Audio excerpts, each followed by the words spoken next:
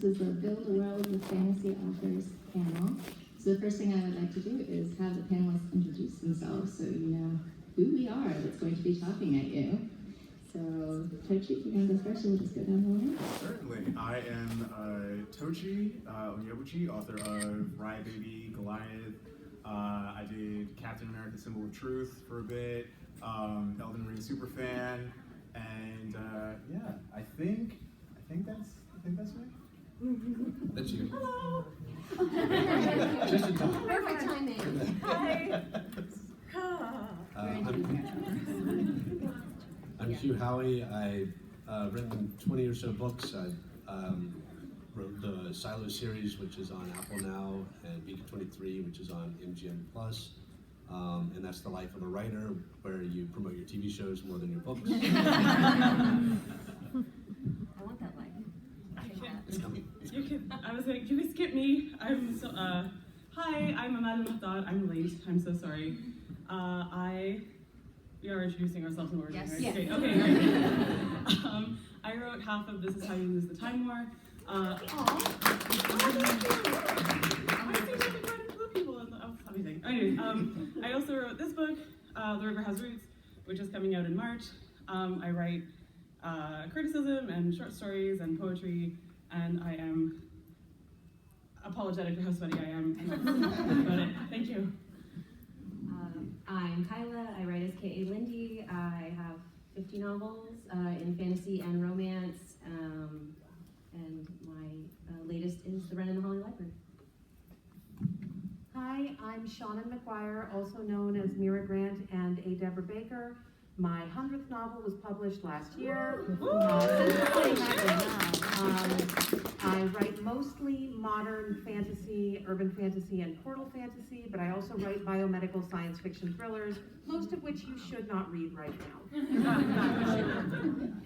And hi, I am Sarah Beth Durst. I write, books for adults, teens, and kids, and my newest book is The Spell Shop.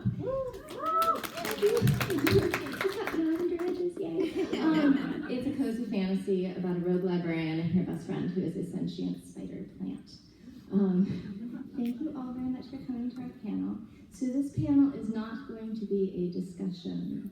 This panel is going to be a demonstration. We are going to be building, I don't know if you all read the panel description, so it might be a surprise to some of you.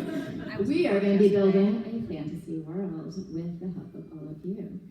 Before we dive in though, I would love to hear from the panelists, what's your favorite world that you have built?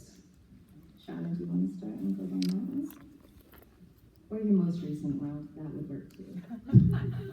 Quickly flipping through 100 books worth of I books. know. Well, I don't know how much credit I can take for building a lot of the worlds because half my books have just been Seanan desperately tries to justify her folklore degree. Otherwise, I wasted 4 years of my life and more money than I care to think about. So did I really build that world, or did I steal it wholeheartedly from Catherine Briggs's Folktales of England and the British Isles? And then in Cryptid, there is no world building. There's just how many cryptids can I shove into this book without making them culturally contradictory. Yes. So probably my favorite world I've built is the Newsflesh universe, which is not fantasy, but did get the CDC to tell me not to do something. That's fun. I would say that The Wren in the Holly Library is probably my favorite world. It is a dystopian New York City where monsters and humans there was a monster war, and then they signed a treaty, and now monsters or humans are living together, and so there's literally trolls guarding the subway that you have to pay a toll to get through, and there's gangs, so there's like, the Upper East Side is run by vampires, and there's a werewolf gang in Chelsea, and it's all sorts of fun stuff like that. That's awesome. I also, like Seanan, feel like there's sort of cheating involved because there's always cheating involved. I'm going to cheat on two fronts. One, I do think that any time you write any kind of fiction, you're building a world, whether or not it is inherently fantastical or magical. So even if it's a contemporary setting with cryptids in it, I feel like there is building that you have done purely through all the choices that you make. But also, Time War has like all of time and space in it. I just feel like, I could say it's my favorite.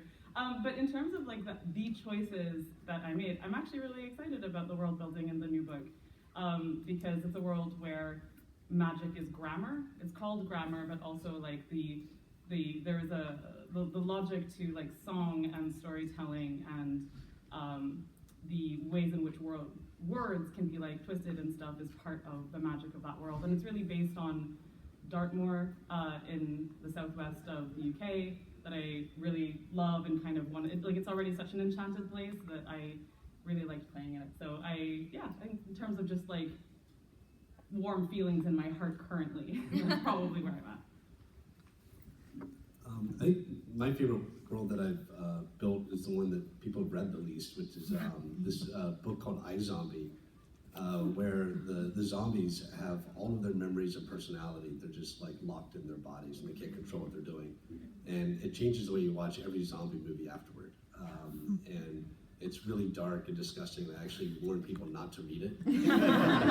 But You sold me. Yeah. You're doing the marketing wrong. No, it says on Amazon, please don't read this book.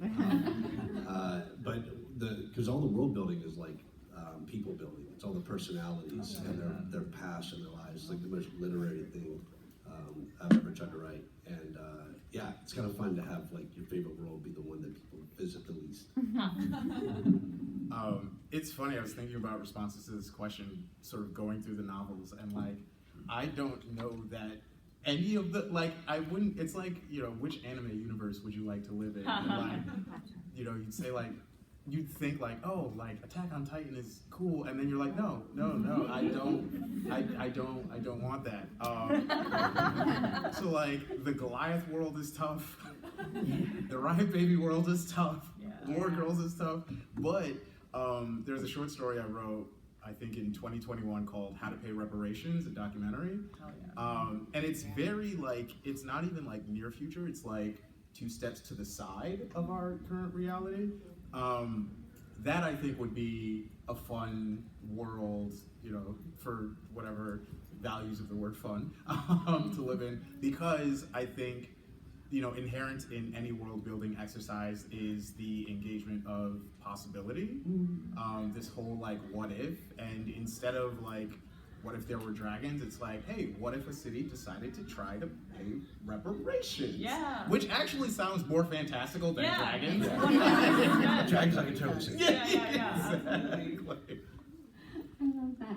I've been building worlds since I was 10 years old, when I used to grab every piece of scrap paper in the house and tape it together and draw fantasy worlds and fill them with magical people that would have powers and talking animal sidekicks. So like, You're so cool. my favorite world would be the Spell Shop one, because it's filled with mer horses and cloud bears and talking plants and so forth, and it's literally the only world I've ever created where I wouldn't die in 5 minutes. So yeah. So I'm glad that, Tochi, that you said, well, what if, because that's where we're going to start. Now, there are as many, disclaimer first, there's as many ways of world building as there are writers out there, but they made me moderator, so we're going to do it my way. All right, so we are going to start. I want everyone to come up with a what if statement. Don't elaborate on it, just a what if statement. And we'll have each person come up with a what if statement, and then you guys are going to vote on which one we're going to develop. Sound good? Yeah. Excellent. All right. Who wants to start? Or am I calling on people like my teacher? Okay, what if birds could talk? In human language. Wait, shit, no, that already exists. It's a good one. A parrot has entered the chat. We'll do this again. It's okay. And there's no wrong answers in world building. Okay, next. Hugh, you go next. What if teleportation was a thing and everyone had their own planet? And that's it. Everyone has their own planet. Wait, we can do compound what if? I know. That wasn't my rules, to be fair, but... What if the moderator changed everything? I love it.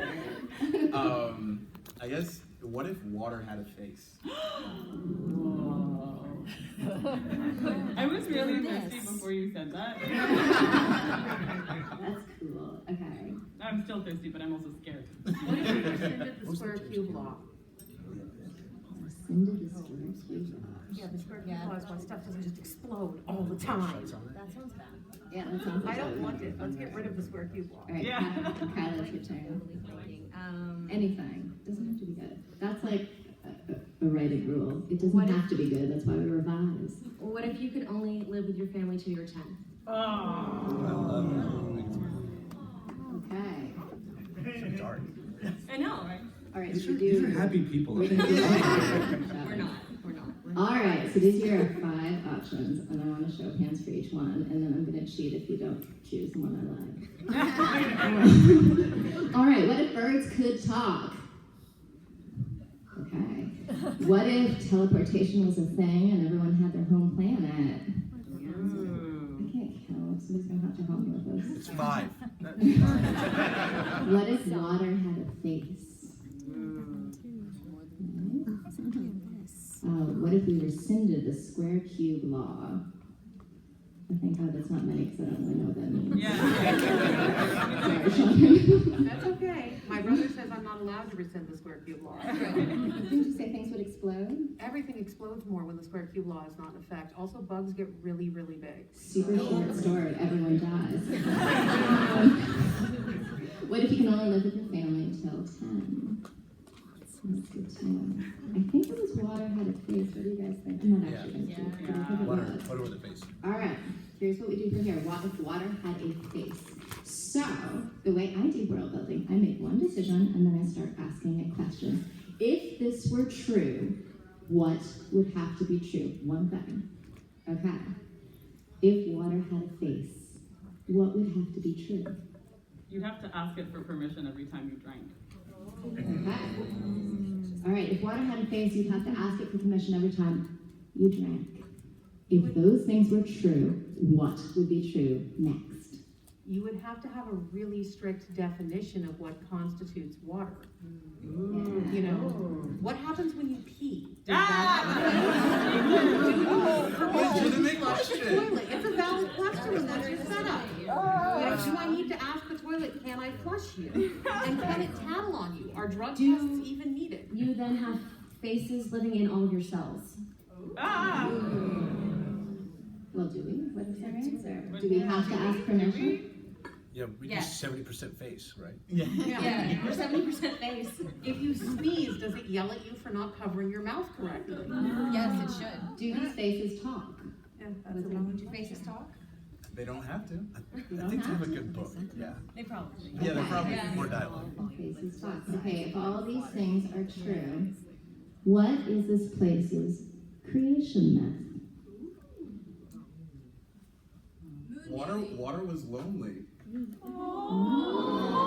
love that. I love when you All right, talk from if that's body their horror to really creation sweet. myth, what's a ritual that's up around that? What do people do to celebrate that myth? Probably there's something to do with rain. Rain being really important. Rain dances. Because the rain is what brings the water to people. Are there people in this world who do not believe this creation myth? And what do they believe instead? Well, given that if that's the creation myth, you have to cannibalize God to keep yourself alive. They probably would not think water did that intentionally, no. I don't know, I think like Christianity involves cannibalism. Yeah, but God is not awake and arguing with you while it's going on. I'm not sticking a straw in Zeus. Water has a face, all of these things are true. What do The you Eucharist has entered the chat. Yeah. So sorry, the question was, what do some people, are there people who don't believe Are there in it? people that don't believe, and what do they do? Well, are there fire people? Because they probably don't believe in the myth of water being God. Cool. All right, if all these things are true in the world, what do their clothes look like? Are there clothes? I'm seeing elementals now. Okay, nice. Do they, okay, if that's true and there are no clothes, how do they deal with the weather? Water temperature. All right, now I'm going to take Do they turn into steam? I guess I'm revisiting all of, so in the, when you keep asking, I'm really fascinated by your methodology, because I love it. This is literally how I build worlds. So when you, Except I don't have them in my house, it's just my cat. when you ask questions in an iterative way, and then you get to a point where suddenly it makes you want to go back and revisit an assumption that you had when you answered a question in the first place. For instance, I was proceeding from the basis that we are humans in a world so was I. where water has face. If now instead we can get to a place where water with a face invented this world to be less lonely, then do we want to go into this like mythos type where we were created in the shape of water, for instance? Are we all actually water elementals? Do we have what is our biome like in this case? Like, those are all questions that I now have Right. as I think about whether or not, for people to disbelieve a creation myth when there's faces in your, sorry, I haven't had coffee this morning, so I'm already being like, wait, when we look at water, we see our reflection.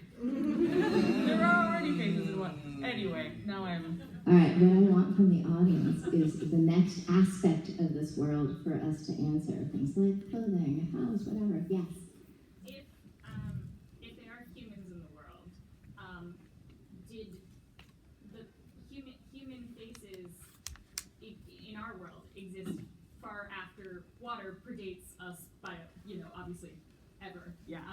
And so did the water have a different face before we existed? Is there an evolutionary reason why we ended up with the same face as water? Did water have a different face before humans existed? Is there an evolutionary reason why we ended up with the same face as water? What constitutes a face? Yeah. Now I'm like, are these water aliens? You know what is the term? Is it prosopagnia? Or Prosopagnia, when you where find faces yeah, and everything. You find faces. Prosopagnosia is when you can't recognize faces. Oh, Okay. So, All right, another one from the audience. Yes? Do deserts exist? Do deserts exist? Ooh. How do they feel about deserts? Let's say that, yeah, I'm going with yes. well, this was... Yeah, that was my first thought, was like, oh, the people who perhaps reject the water myth are perhaps desert people. But I don't know, water is very involved in deserts also. Okay, way in the back wearing a hat. How sentient is water? How Good sentient question. is water? Very good question. How sentient is our water? If it's godlike, there's a level to that as well. Yes. How much it interacts. Does it have one face or do you see many faces? So does it change when you go into different places? Right. Also with that, what does it want? So What does it want? So this is generally the point where I would just get super theological with my Yeah, work. yeah. Do it. And like, so just as there are so many different conceptions of like God, of the Abrahamic deity, right? There could, like, that could conceivably be applied to the water, right? So there's this idea of a very sort of interventionist God, Old Testament, like, throwing, like, very sort of like Greek in how he interacts with the world and passes judgment and all this stuff. And then there's the more sort of in the background, unknowable, outside of time and space type of, omnipresent, omniscient, omnibenevolent, hopefully, conception of God. And I could see that as applying to this sort of water, or I could see the humans in this water world applying that conception to water, where so much of their relationship with water is based on them trying to interpret exactly the question that you ask, what does water want? Yeah. As opposed to knowing it or it even being a knowable thing. The search for meaning among humans can be literally trying to answer this question of what does the water want? Yeah. How can I serve the water? Yeah. Serve the water. How to serve the water. How to serve the water. Oh, that's like a title. How to serve water? We have a story here. Okay. You serve it in a I'm going to glass. take one.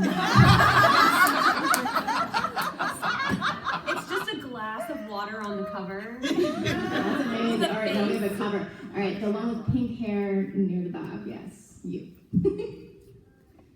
Wait, yes, you.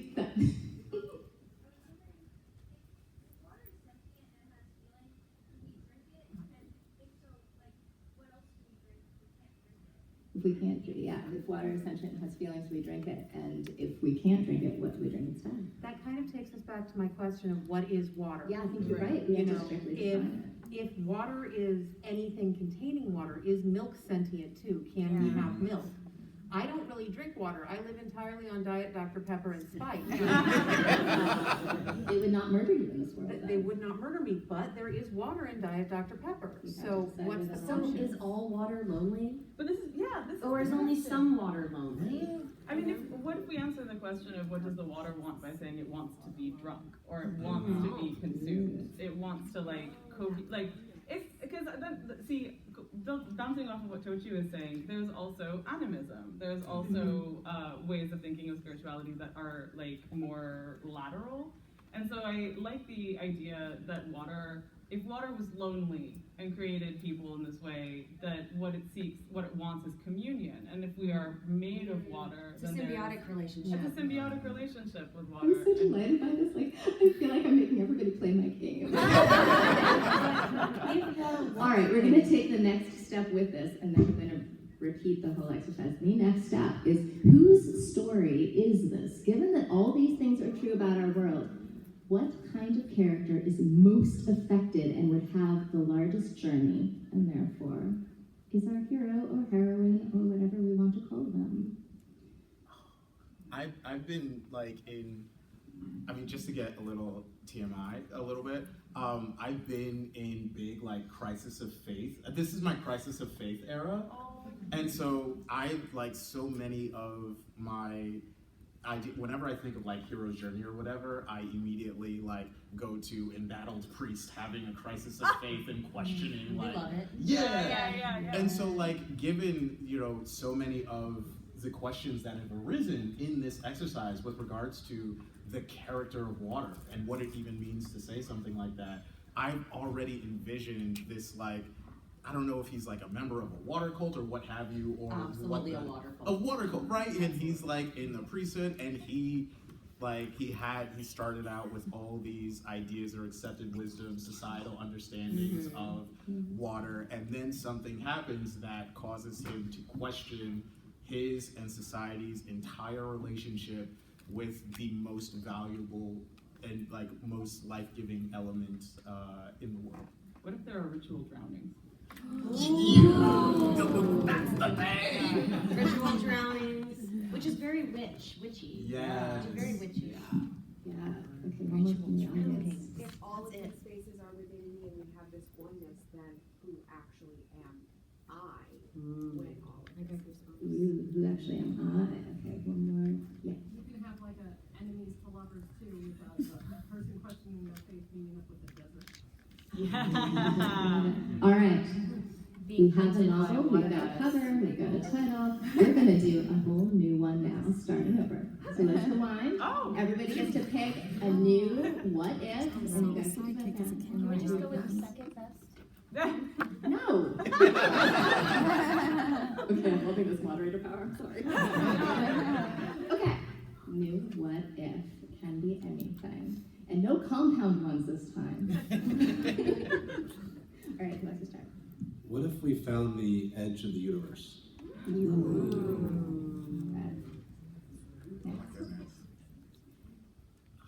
Anything, don't think too much. If you're doing this exercise at home, highly recommend listing out 25, 50 of them and just stream of conscious, and then choose the one that you keep worrying about. What if dragons were real? I approve, so long as they're my friend. What if the Russians won the Cold War? Okay. I feel like I've seen that before. Yes.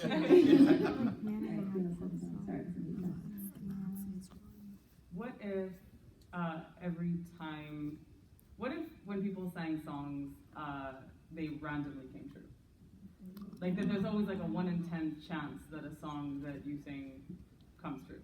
Wow. Cool. I'll go for that one. Yeah. What if all the bugs went away? No,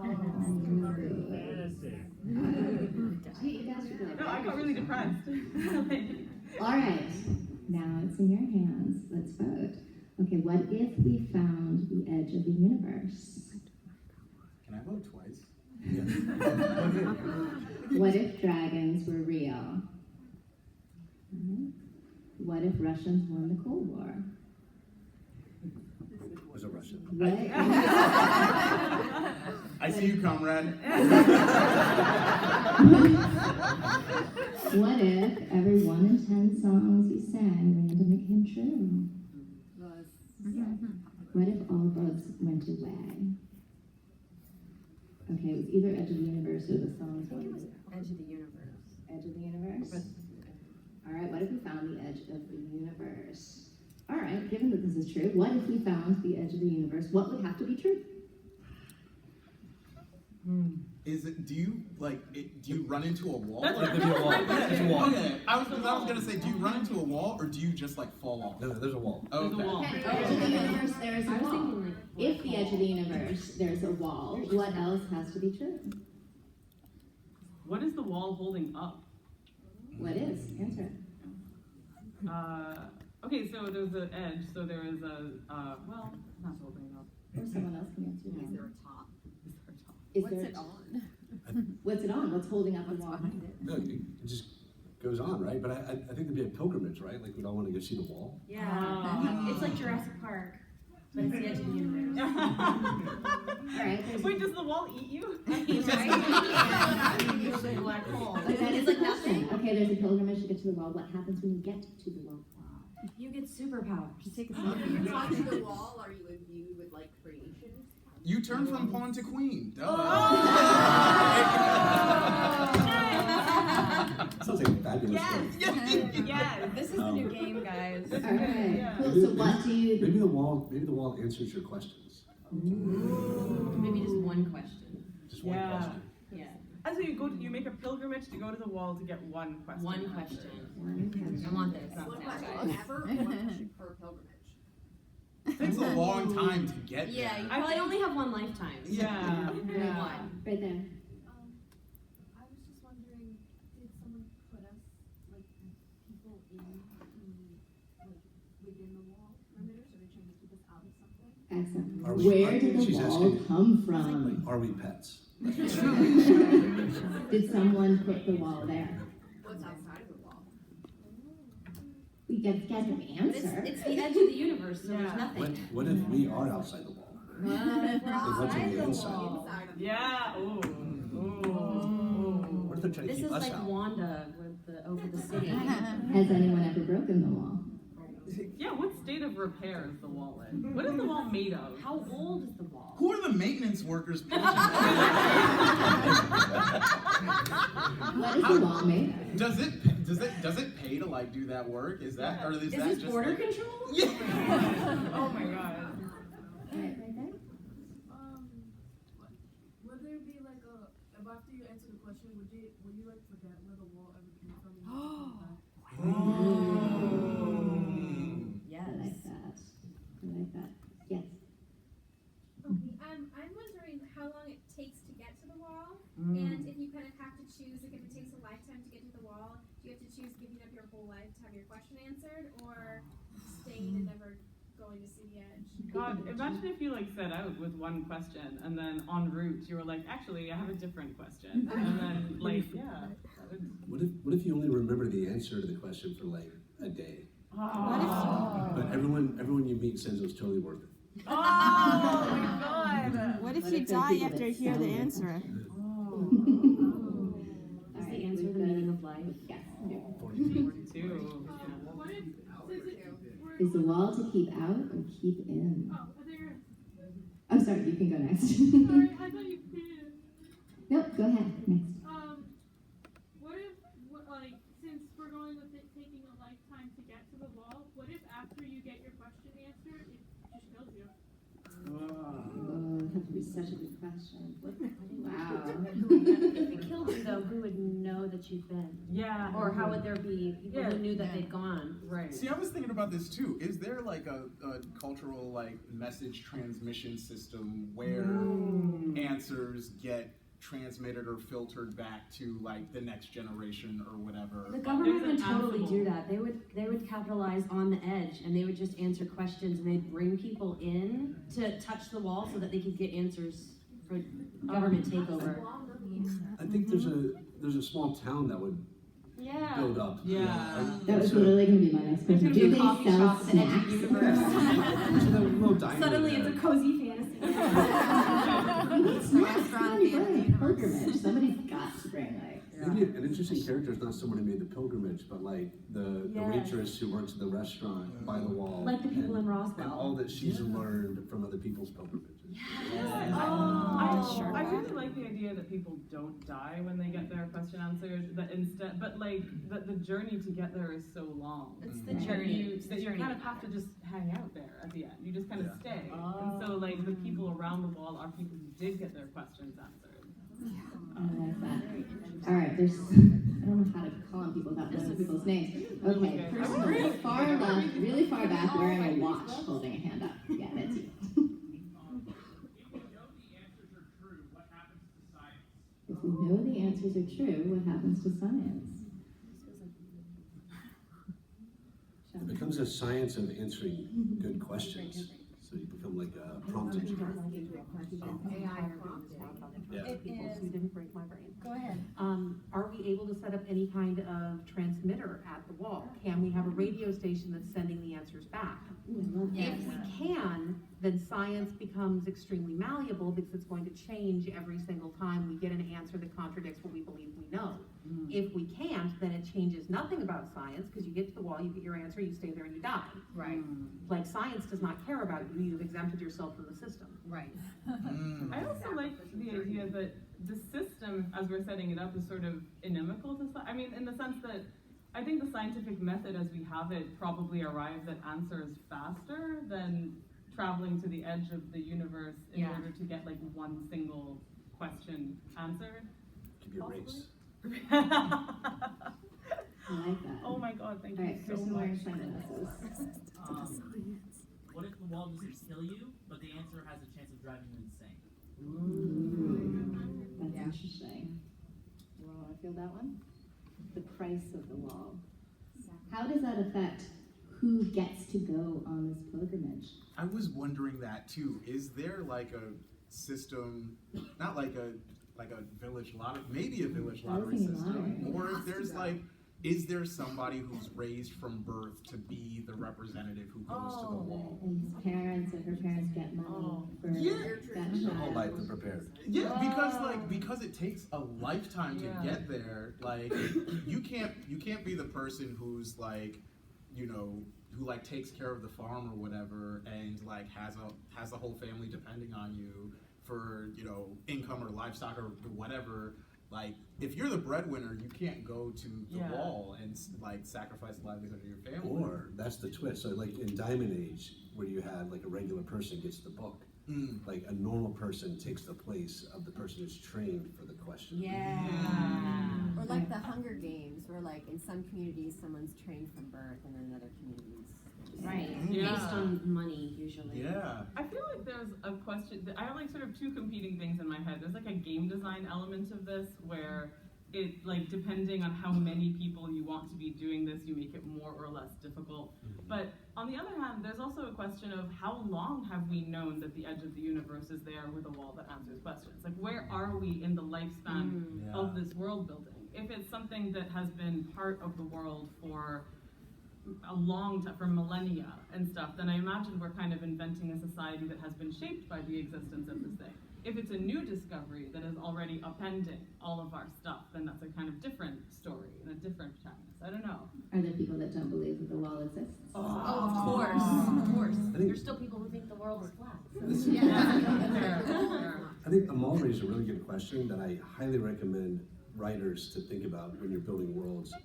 Often the first discovery is not as interesting of a story as we've been living with this for a while and now something's changed or some new character. So when you fall in love with your idea, when you're world building, often you're like, I want to write about the discovery of the idea. And that's the least interesting version of the story you could possibly write. So don't fall into that trap. It's so true. I want to pause here to ask you guys a writing question. When you all do your world building, where do you start? I start with the characters. Yeah, same. Characters. I start with like an image. Like, like some cool image is lodged into my head that just looks badass. And it's like, okay, how do I get to that image? It's almost like dream interpretation. Oh. And then extrapolating from that, it's like, what's all the cool shit I've been thinking about lately? And how can I just like put that into, like, let me just throw all of that into the pot, and then world building becomes, okay, how do I make this all cohere? So like with War Girls, it was literally the image that I started out with was the very first image, very first scene of the book where Onye is tinkering with her metal arm on her workbench. And I was like, this is really, this is badass. Like, she's working on her arm, like, and her arm is separated from her. So like I had the arm, like the metal arm propped up, she's just like tinkering with it. And I was like, okay, how do I get to that image? Who is she? How did she get here? And what's other cool shit that I've been thinking about? I think I'd recently watched Gundam Iron-Blooded Orphans, and so I was like, duh, like, I gotta have that in there. And I'm also like, I was a poli-sci junkie in college, and so I was like, Civil War and political upheaval. I want to write about that stuff too. And like, so all this cool stuff that I've been thinking about, or that preoccupies me at a particular time, it's just like, I want to be able to engage in all of that during the course of writing this book. How can I make all of that cohere? I start with whatever it is I want. I wrote a book called Into the Drowning Deep, and what I wanted was mermaids.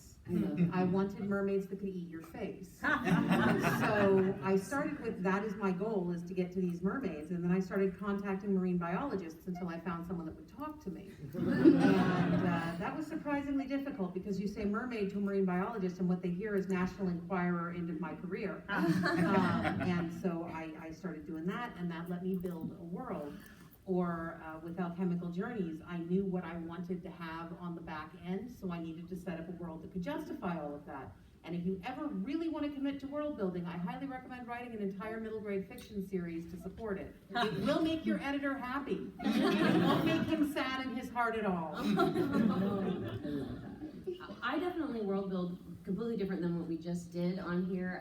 I do plot in the beginning, and I have lots of what I call them id ideas, because Jennifer Barnes calls them id lists. So just all the things that we love the most, and I usually make a list, and I usually have some idea of the story, but I usually don't know all of the specifics of like what we're doing until I get in, and then it messes up the character's life, and then I have to stop and be like, okay, this messed up the character's life, and now I have to think of all the ramifications while I'm inside the story a little bit. So. I love that. I think that I definitely struggle to think of like one methodology, but I can say that because everything that you guys have said, I'm like, oh yeah, I think I've done that once. And writing short stories is, they're different. Do it a whole bunch of times. But with Time War, like with what Max and I really kind of started the project from was observing the fact that in our actual world, when you send someone a letter, there's a kind of time travel involved in it. So it kind of started from this feeling of like, in our world, there is this underappreciated element that if you actually look at it for long enough, it's kind of like when you look at your face in the mirror for too long and it starts to get distorted and weird and it changes stuff. So you're like, okay, well, what if time travel what if time travel plus letters, basically? Because now we know that when you send someone a letter, you're preserving yourself in amber to like post to them 10 days from now. And the person who receives the letter will not be the person you were imagining in your head when you wrote it, and you will be different by the time it arrives, all that sort of stuff. So I think in that case, it was like observe strange thing about the world and sort of literalize it, and make it more, like literalizing metaphors is something Ken Liu talks about a lot in his like fantasy world building stuff, but I think also literalizing like an observation or an experience and seeing where that takes you in terms of what stories you can build out of it. All right, we're going to do another world building thing. This is the other way that I have generated novels. I will put up a blank Word document and I write at the top, things I think are awesome. And I start listing it down. So I would like 3 things that you think, like each person would volunteer one thing. Okay. The thing you think is awesome, and we'll go with 3 of them. Everyone want to name something they think is awesome. The Deftones. Oh. The what? The Deftones. Okay. The genetic correlation between domestication and collagen. Wow. Wait, can you say that again? Yeah, I couldn't write that fast. The genetic correlation between domestication and collagen. Which is? We have found that everything we domesticate develops floppier collagen. It's why dogs have floppy ears. It's why the foxes that are currently being domesticated develop floppy ears. We're starting to find some academic support for that's why autistic people have so many GI issues and joint problems. This is usually like raspberry jam, cheese, dry. More heavy, floppy collagen. That's amazing. I think finding your soulmate is awesome. Violet eyes. The smell of snow melting in spring. Praying mantises. Okay, we need 3 to proceed with this. All right, ready for raising hands? Deftones. What are deftones? They're one of the greatest new metal bands that has ever existed. Do they sound anything like the Counting Crows? But I have heard anything they've done. Unlikely. Unlikely. Genetic correlation between domestication and collagen. I think that's pretty cool. Yeah. Okay. Shit gets floppy. Finding I have so many follow-up questions. I'm so sorry to interrupt. I just need to know, is the implication that like people like with ADHD and autism are more domesticated? Yes, that we have actually accelerated the domestication process in people with ADHD and autism. I am a people with ADHD and autism. I am not othering anyone in this room. No, exactly. But we're finding some genetic markers that would indicate that that might be part of why we have more GI issues. I'm wondering if that's part of Ehlers-Danlos now, which I have, because I have very floppy joints because of that, and they don't go together as easily, and I can just haul them in and out. And I'm like, am I very domesticated? Humans kind of self-domesticate. My husband wouldn't think so. I'm like galaxy braining so hard right now. So, okay, we still need to sorry. We'll talk more later. Okay, next one. Finding your soulmate. Oh yes. We love soulmates. Violet eyes. That's the title. Violet eyes is the title. Smell of snow in spring. I feel like it's like an even number goes. There's so many. Praying mantises. Okay, I have no idea. It was like an even number for everything. All What of do you them. think? We should roll. How many of us are here? 1, 2, 3. Yeah, a die of some sort should be rolled. Okay. I can't believe I didn't like travel with dice. Your owl has a dice. Wait, yeah, of course. There's going to be a die in this audience. Yeah. Okay, I'm gonna go with what I died. Okay, getting floppy with domestication, finding your soulmate, and praying mantises. Those are the 3 things that need to exist in our world. If those 3 things need to exist in the world, what has to be true about this world? Okay. Bugs have to exist. Yeah. Bugs have to exist, right? Bugs exist. Okay, what else needs to be true? Oh, I forgot the second step of the thing that I do. Okay. No. So here's the thing. I write by what I call the rule of awesome. You make a decision and then you ask yourself, if that is true, what is the most awesome thing that could happen next? Oh my god. Okay, so if these things are true, Oh my god. what is the most awesome thing that also needs to be true? We become Gumby. Floppy praying mantises. Floppy thing. Thank you. We have articulation I was trying to find because Domesticated bugs. Unfortunately, praying mantises do get floppy. They develop a syndrome called floppy abdomen, and then they die horribly because they can no longer molt. But Seanan, don't praying mantises also die horribly when, for instance, engaged in the act of mating? That is actually Are praying mantises finding their soulmate? This is what I'm that is actually, ironically, misogyny in science. Oh. A lot of the entomologists that were trying to study praying mantis mating behavior thought that the male praying mantises would be more attracted to a female with a svelte figure. Oh. And a well-fed female praying mantis has an extremely bulbous abdomen. The spiny African flower mantis, which is the species I keep most, will become almost spherical when you feed them enough.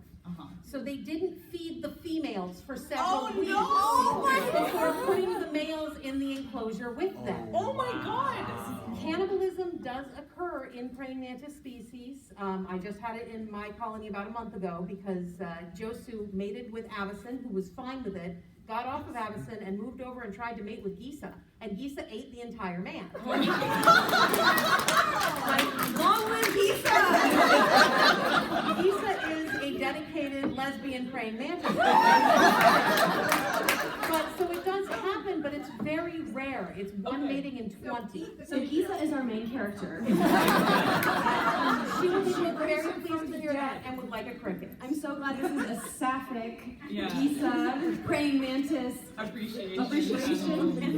Maybe she left his wings on the bottom of the enclosure as a warning to others. Are they also angels? Okay, I love that. All right, what is our creation myth? The most awesome. I've learned so many things. So to reiterate, we have like floppy domestication, soulmates, praying mantises, and no patriarchy. Eating the patriarchy. And like, what is our creation myth? I really like taking everything that Seanan said about Gisa and making it part of the creation myth. Like, I like the idea of, I feel like it should be connected to finding your soulmate somehow. I feel like there should be like a soulmate finding in the creation myth, is what I want to throw out there. Well, if you say that domestication makes it harder to find your soulmate, because when you're domesticated, you're more likely to accept what is offered to you, you're more likely to be content in captivity. Oh my We God. stopped keeping all of the animals that developed domestication symptoms. We don't have dogs anymore, we have pet praying mantises. Oh my God. And have bred them up to the size of small dogs, which Yes. means we also don't have rabbits or anything else small enough for a praying mantis to eat. Oh my God. And are now attempting to move away from domestication so we can find our soulmates. Or do we have megafauna? Wait, are we the Megafauna. Sorry, we got away with this. No, Yeah, that's Like, fine. instead of the rabbits going away, what if they just got bigger and bigger? Okay, so now we have rabbits the size of Great Danes and praying mantises the size of corgis? Yes. Okay. I feel that's the most awesome expression. That is actually Right? fairly awesome. You guys are doing that correctly. I used to have giant Australian rainforest mantises and they ate mice, and watching a mantis eat a mammal is in fact awesome. I disagree. I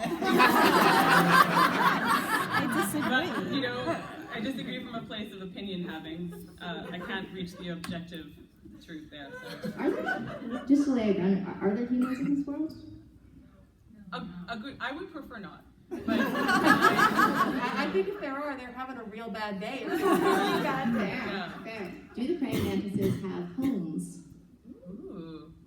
And what do they look like? Remember, most awesome version. Tree houses. What? Tree houses. Tree houses. Tree houses. They live in tree houses. I love them. Who builds the tree houses? They do. They do. Worker ants. The domesticated male praying mantises. Did they domesticate the leafcutter ants? Do we have like leafcutter ants the size of cats sticking together mantis mansions? Yes. Do they have restaurants? Ooh. The restaurant is the house next door. Oh my God. Restaurants, So is dating that like services. killer lesbians? Is that what's happening here? Yeah. Can they, when their wings fall off, can they like tack them to their door to let other men know to stay away? Yes. Okay, great. It's It's like a pike on. It's like in a front head of on a pike. A head on a pike. It's the wing. Their wings are now on. You just have like a dozen pairs Yeah. of wings stapled to your front door. You're like, yo. I'm the hot chick on this block. I want to ask if they have art. Like, what does that art? Well, it's the wings on the wall. Right. Yes. So speaking for real praying mantises, which are, this big and exist in our world, they have art. So I would say that intelligent praying mantises would also have art. They decorate their homes. Okay, so they have art. So they have artist praying mantises in this world. I love that. All right, there's someone in the back that's had their hand raised sort of in the center. Yes, you. Yes. Oh my god. Yeah, that's awesome. Cool.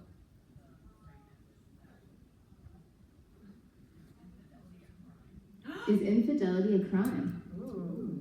Given that they eat on another occasion. I want to connect that to the soulmate question again because yeah, I like the idea. Like, what if soulmate-ness is like connected to the creation myth, and it's very, very important to find your soulmate and so on. Then, but like what happens after? Can you find your soulmate and then continue to change as people and have divergences and perhaps divorces? Is that completely taboo? Are you supposed to just find your soulmate and remain the same until death, and therefore is infidelity a crime? Is an excellent question, I think. I would say yes. I feel like there is something, I want to lean into like hard edges in this world. Yeah. I would say infidelity is not a crime if you eat the other person. I love that. I love that actually. Yeah. If your soulmate if you have consumed your soulmate and integrated them into your person, you really are one. Then you are one. You just become one. This sounds We're getting all pretty in the 90s here. What if you ate your soulmate, but there's reincarnation, and now the journey is to try to find your soulmate again to make amends for everything? Is it to make amends, or is it to eat your soulmate as many times as So the sequel to the book is called Seconds. What I was saying was, if Sarah Beth is my soulmate, and I just have sex with Kelsey, that is infidelity, that's a crime, unless I then eat her. Okay. And if I eat her and go back to Sarah Beth and say, hey, I brought us new genetic material for our eggs, and you don't have to cook me dinner. Then we are no longer criming. I love it for that. What happens if there's a love triangle where no one gets eaten? What happens if there's a love triangle no one eats? That's a damn shame. Maybe. Yes. I caught that. Thank you. Thank you. I still appreciate it. Soulmate, is there like, I know like there's a Japanese urban legend about a red string theory, but is there like a way that people find them? Oh, that's How such do a you good find your question. soulmate? Yeah. How do you find it? I want to believe that in this, for a lot of stuff to hinge on it, I want to believe there is like a visual effect, or like a visual, auditory, noticeable effect. Like you walk near your soulmate and it goes ding, or something like a microwave finishing or something. Just like that there is some like very noticeable effect. You go, oh my gosh, hi. Maybe there's a ritual to do the thing to get the thing. Oh, I like that better. Yeah, actually. Otherwise, And it's then okay. ritual, and then you get And the then thing. you then get the ding. and then you get the ding. You get the Metal Gear Solid exclamation. Yes.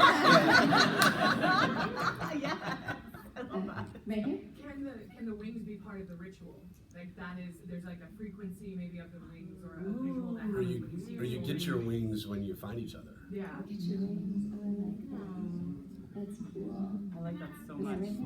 So who's gonna write this story? Because I really want to.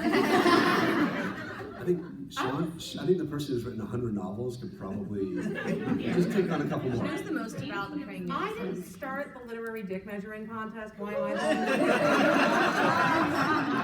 Like seriously, I didn't start this, but I'm the one getting mocked. I'm just showing some of pictures over there. All right, we're standing here.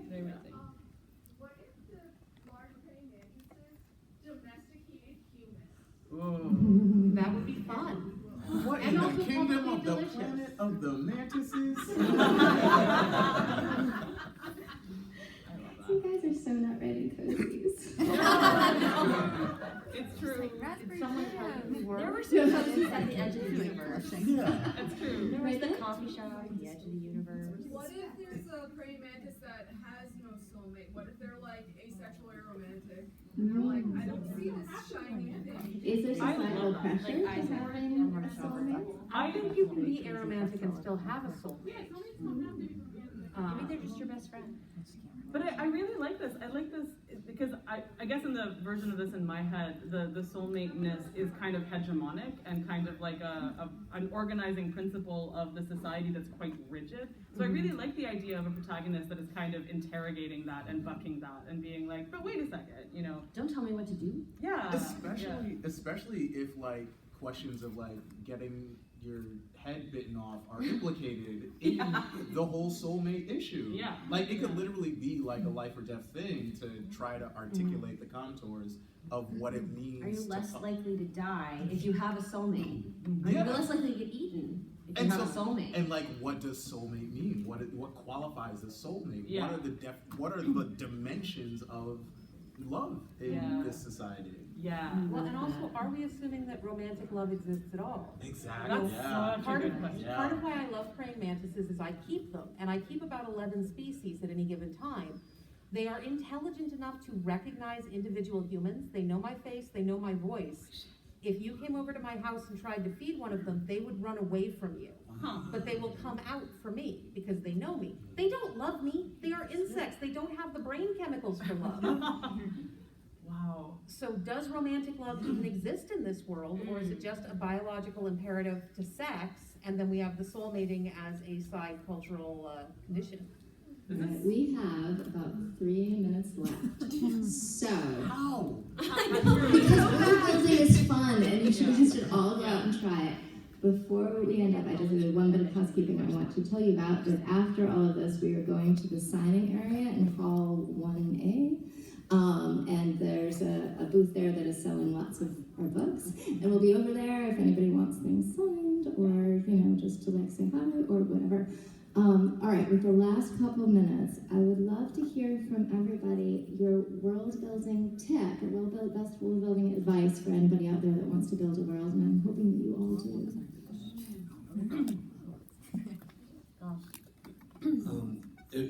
I've written about mine. It's if you search my blog for an idea broken, we've done a lot of this today. You take your first idea and then break it somehow. Like you have a soulmate, there's someone who can't find a soulmate, and then break it a second time. And I find that if you do this with any idea you have, if you break it twice, then you get to your story. But the first idea is almost never the good story. Tangled myself in my brain. I'm sorry. Oh, I mean, one thing, just like very briefly for me, one of the things that is a question that inevitably arises, and I try to get it to arise as early on as possible in the world building process, is like, who has the most to lose in this particular thing? Because it then gets me thinking about societal constructions and how, like, even if it's a world of like sentient praying mantises, it's like who has the most to lose there? Because I often find that in real life, those are the stories that I find most interesting as well.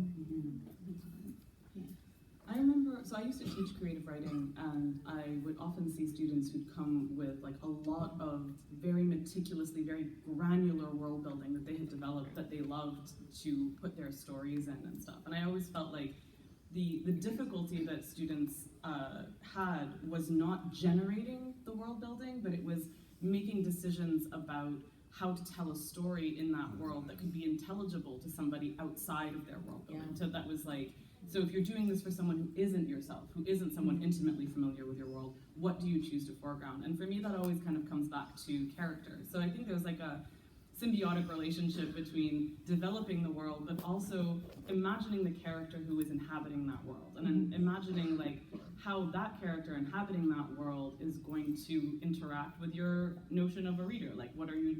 I think about readers a lot, not in terms of like an ideal reader, but in terms of a point of view experiencing the text that I'm writing. So I think that just bearing in mind, having points of access, like little cracks that let the light in for a reader in your story, basically, I think is something I encourage people to bear in mind. Because we all know that world building is fun and awesome if you generate it in these kind of ways, but making the decisions to foreground stuff for a reader is a tricky part.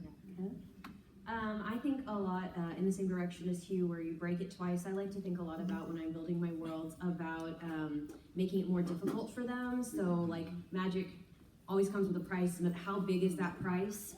And like if you're gonna give them teleportation or portaling or whatever, like how hard can you make that to use, and who has it and who can control it? Those sorts of questions about all my systems, not just the magic system, because I generally think the easier you let things be, the more complicated the implications become. Yeah. Fictional worlds pretty much inevitably have to make more sense than real ones. Real worlds are self-contradictory and full of holes. They don't make any sense. Every question you answer is a hard wall a reader can run up against. Don't answer any questions until you absolutely have to. And my bit of advice is to be kind.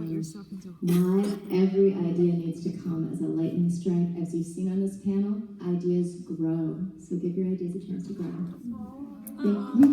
Thank you everyone.